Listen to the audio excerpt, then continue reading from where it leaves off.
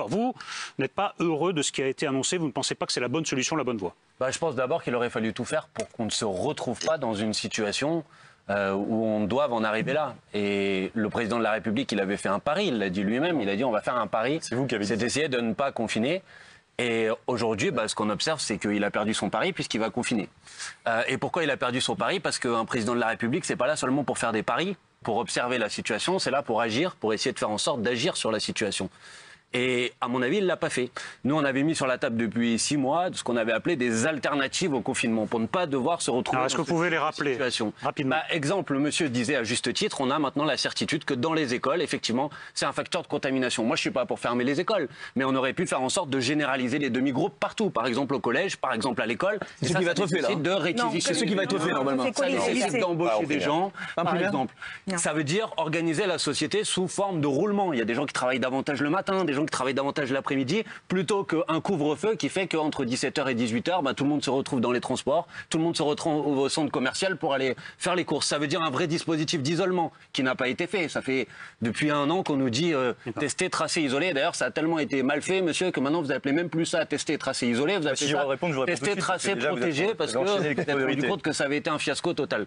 Donc voilà, moi, ce que je regrette, c'est qu'on se retrouve dans une situation où, par manque d'anticipation, une nouvelle fois, on est au pied du mur, comme ça a été le cas sur les masques, comme ça a été le cas sur les tests, et on se retrouve à devoir dire aux Françaises et aux Français, c'est vous qui allez payer la facture. Moi, je suis pas d'accord avec ça. Sacha Houlié, député de La République En Marche de la Vienne. Alors, il y a une règle ici, tout le monde est de bonne foi, et je vous ai entendu protester quand M. Bompard a parlé de pari de la part du président de la République. Excusez-moi, c'est la vérité pure. Il a fait un pari sur l'absence de reconfinement. Ben oui, sur l'absence de reconfinement, c'était un pari présidentiel. Je note, non mais attends, je finis juste. Je note factuellement que ce pari est perdu. Voilà.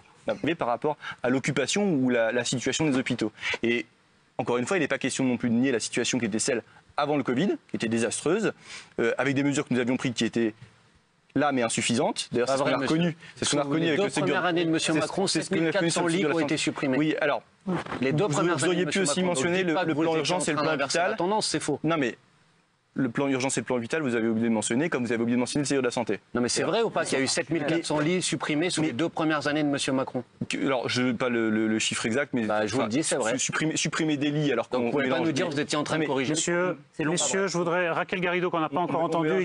Mais moi, je suis d'accord avec ce qu'a dit Yann Mox tout à l'heure sur le fait que le confinement, c'est une méthode du XVIIe siècle.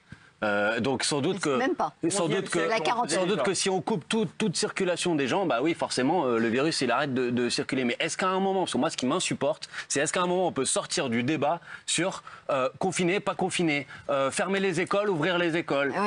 Est-ce qu'à un moment on peut se dire moi je suis pour ouvrir les écoles, mais peut-être pas dans les conditions dans lesquelles elles sont ouvertes. Moi je suis pas pour confiner, mais je suis peut-être pour essayer d'organiser la société pour qu'elle fonctionne autrement que ce qu'elle fonctionne aujourd'hui, pour que demain on n'ait pas besoin de confiner. Ça fait 5 ans qu'ils en sont incapables. Je pense que ce serait bien. Et juste une petite question. Fait dire une contre-vérité quand même. Vous dites sur les vaccins, le président de la République a dit l'année dernière, le vaccin doit être un bien commun de l'humanité. Et quand on va à l'OMC où il y a l'Afrique du Sud qui propose qu'on lève les brevets sur les vaccins, que fait la France? Elle dit on est contre ça. Vous êtes en train de favoriser le fait que les vaccins sont une usine Afrique pour les labos pharmaceutiques. Voilà ce que vous êtes en train de faire. Et vous êtes complice de cette stratégie, monsieur. Là-dessus, vous mélangez tout. Quand on ne produit pas de vaccin, on n'a pas de vaccin. C'est pas une question de brevet. Mais monsieur, quand il n'y a pas de brevet sur les vaccins, tout le monde peut en produire et donc on répond aux problématiques. Messieurs, dames, c'est terminé.